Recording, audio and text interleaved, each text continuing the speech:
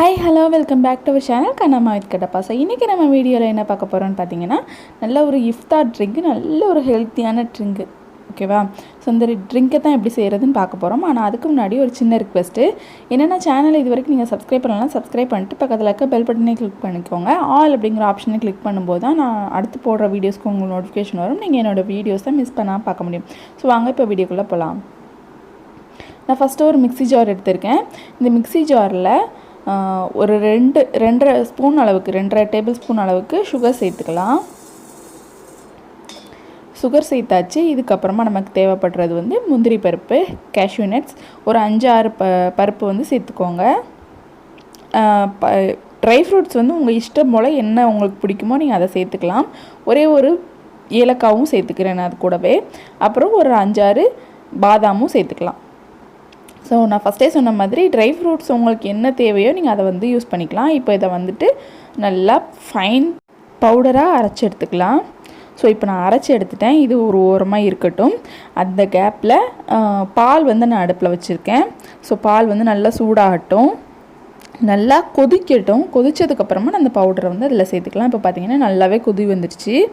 இந்த டைமில் கொஞ்சம் கைவிடாமல் கிளறிக்கிட்டே இருந்திங்கன்னா தான் அடியில் பிடிக்காது, இல்லைனா டக்குன்னு அடி பிடிச்சிரும் பால். ஸோ அது வந்துட்டு பார்த்துக்கோங்க.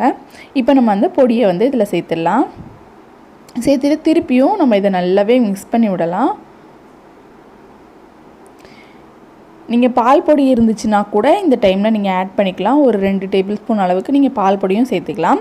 நான் பால் பொடிக்கு பதிலாக வந்துட்டு கண்டென்ஸ்டு மில்க்கு ஆட் பண்ண போகிறேன். ஸோ அது வந்து இன்னும் கொஞ்சம் டேஸ்ட்டை வந்து என்ஹான்ஸ் பண்ணி கொடுக்கும். அதனால நான் கண்டென்ஸ்டு மில்க்கை ஆட் பண்ணுறேன். கண்டென்ஸ்டு மில்க் பதிலாக நீங்கள் பால் பொடியும் ஆட் பண்ணிக்கலாம், அல்லது பால் பொடியும் இல்லைன்னா கூட பரவாயில்ல, விட்டுடலாம். டேஸ்ட்டு செமையாக தான் இருக்கும். ஸோ நான் இப்போ வந்து 2 ஸ்பூன் அளவுக்கு கண்டென்ஸ்டு மில்க்கு சேர்த்துட்டு இது வந்து நல்லா கொதிக்கணும். நல்லா தரன்னு கொதிச்சு வரணும்.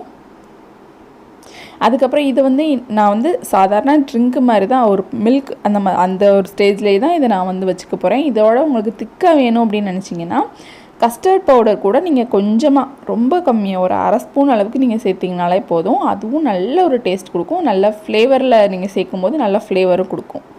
ஸோ இந்த மாதிரி நல்லா தரன்னு கொதித்ததுக்கப்புறமா இதை நம்ம அடுப்புலேருந்து ஆஃப் பண்ணி இறக்கி வச்சிடலாம். இறக்கி வச்சுட்டு இதை கம்ப்ளீட்டாக கூல் டவுன், ரூம் டெம்பரேச்சருக்கு வந்ததுக்கப்புறமா நம்ம ஃப்ரிட்ஜில் வச்சுட்டும் இதை நம்ம சர்வ் பண்ணலாம். அப்படி இல்லைன்னா நீங்கள் லைட்டு வார்மாக இருக்கும்போதும் சர்வ் பண்ணலாம். ரெண்டுமே செம்ம டேஸ்ட்டாக இருக்கும். ஸோ இது கூல் டவுன் ஆகிற டைமில் நான் இன்னொரு விஷயம் பண்ணேன். ஒரு ஜார் எடுத்து வச்சுருக்கேன். இதில் வந்து நான் ஒரு விஷயம் சேர்க்க போகிறேன். என்ன அப்படின்னு பார்த்தீங்கன்னா, ஜவ்வரிசி. ஸோ இந்த ஜவ்வரிசியை நான் என்ன பண்ணியிருக்கேன் அப்படின்னா, ஒரு 2 ஸ்பூன் ஜவ்வரிசியில் ஒரு 1/2 to 3/4 கிளாஸ் அளவுக்கு தண்ணி ஊற்றிட்டு ஒரு 1/2 ஸ்பூன் சுகரும் சேர்த்துட்டு நல்லா வேக வச்சு எடுத்துக்கோங்க. தேவைப்பட்டால் கலரும் ஆட் பண்ணிக்கோங்க. நான் வந்துட்டு ஃப்ளேவருக்காக மில்க் மிக்ஸ் ஆட் பண்ணியிருக்கேன். ஸோ 2 கலரில் சேர்த்துருக்கேன். இது முழுக்க ஆப்ஷனல் மட்டும்தான். தேவைன்னா சேர்த்துக்கலாம். இதனால் டேஸ்ட் ஒன்றும் என்ஹான்ஸாக அது மாதிரிலாம் ஒன்றும் கிடையாது. இது வந்து முழுக்க ஆப்ஷனல். ரொம்ப கொஞ்சம் அழகாக இருக்கும் அப்படிங்கிறதுக்காக, கொஞ்சம் இனிவேட்டிவாக இருக்கும் அப்படிங்கிறதுக்காக தான் நான் சேர்த்துருக்கேன். உங்களுக்கு வேணான்னா கண்டிப்பாக அதை நீங்கள் ஸ்கிப் பண்ணிக்கலாம். ஸோ அவ்வளோதான், நம்ம ட்ரிங்க் வந்து ரெடி ஆயிடுச்சு. அதை சேர்த்துட்டு அதுக்கு மேலேயே அந்த திருப்பியும் நான் அந்த பிங்க் கலரில் ரெடி பண்ணி வச்சுருக்கேன். ஸோ அதையும் இது கூட ஆட் பண்ணிக்கலாம்.